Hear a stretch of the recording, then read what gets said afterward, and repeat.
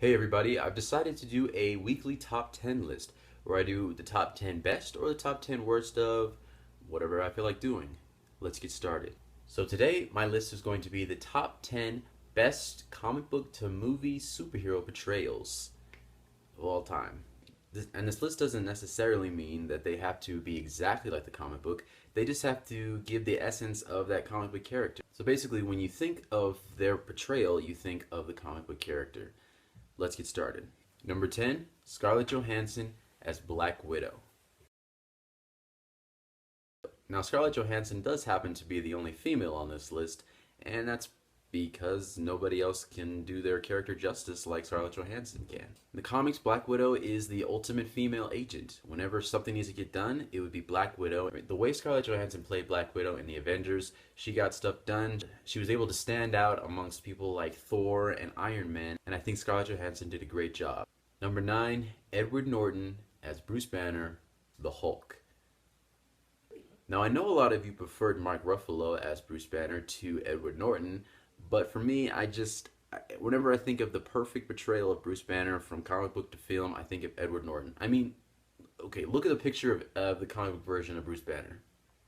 Now look at Edward Norton. Now Mark Ruffalo. You see what I mean?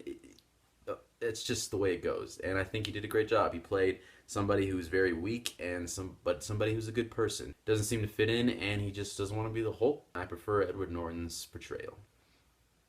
Number 8, Chris Evans as Steve Rogers, Captain America.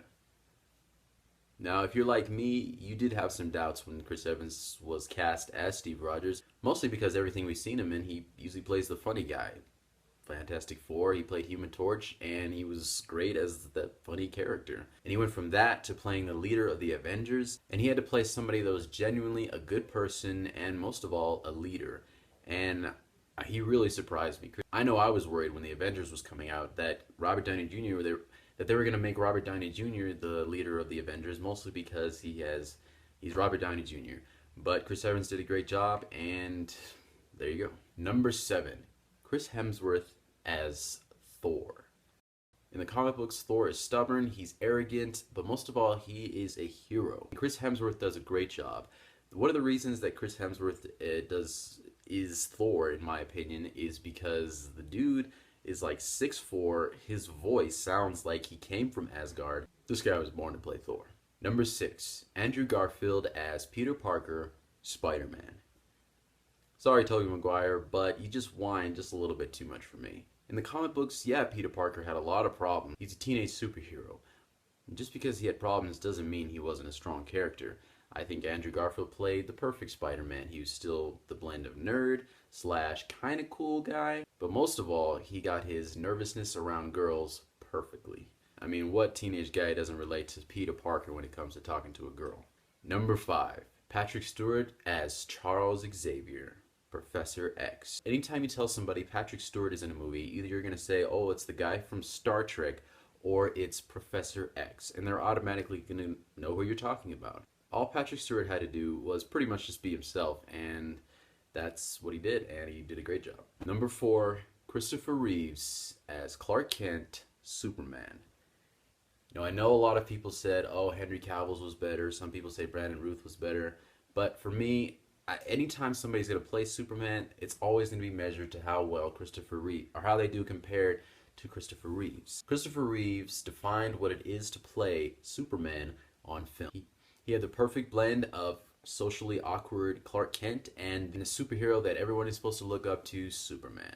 Number 3. Little trivia for you guys. People actually didn't think he would do a good job in this film. Robert Downey Jr. as Tony Stark, Iron Man. Come on, people. Come on. Okay, let's be honest. Have you ever seen an interview or seen Robert Downey Jr. when he's not playing Iron Man? He's Tony Stark. His personality is exactly the same.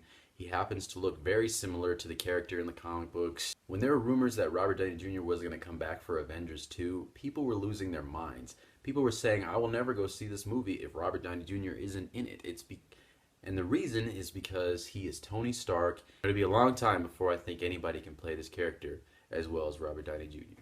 Now, for the next two, it was really hard figuring out which position these guys are going to be in. And, well, for number 2, Christian Bale as Bruce Wayne, Batman. Now, for some people that I've heard, and I have some friends that feel this way, they feel that Michael Keaton was the better Batman. I don't understand that at all. To play Bruce Wayne, Batman, you pretty much have to have 3 different personalities. You have to play the billionaire, Bruce Wayne, the one that's very charming and often sarcastic.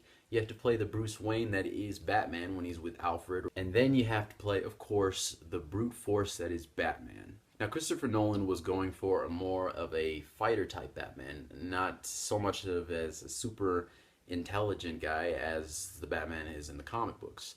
But that's okay. I think Christian Bale, if they would have gone the direction of the super smart Batman, he doesn't need Lucius for his equipment, I think it would have been great too. But for now, Christian Bale plays the perfect Bruce Wayne Batman. And now for number 1. As I was going down the list, it just became obvious who number 1 was going to be. And that is Ryan Reynolds as Green Lantern. Psych. Why would I say that? Do you guys, or did you take me seriously? Are you serious? Number 1 is Hugh Jackman as Wolverine. I want you to sit there for as long as you need and tell me anybody that can play Wolverine better than Hugh Jackman. Go. I didn't think so. You know what's funny about Hugh Jackman playing Wolverine? Wolverine from the comic books is like 5'4". Hugh Jackman is like 6'5", 6'4", something crazy like that.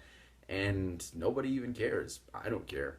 The guy's Wolverine. The problem with them casting Hugh Jackman as Wolverine is that in the future, when Hugh Jackman is like 80 years old, they're not going to be able to have anybody come and play him because everybody will want Hugh Jackman. So either they're going to have to figure out a way to kill Wolverine in the movies, or they're going to have to use some special CGI and keep Hugh Jackman going. So what did you think of my top 10 list? Do you agree? Do you have your own top 10 list? Make sure to let me know in the comment section, and make sure to subscribe, because next week I'm going to do the top 10 best comic book to movie villain portrayals of all time. Thanks for watching, and I'll see you next time. So I'm still waiting.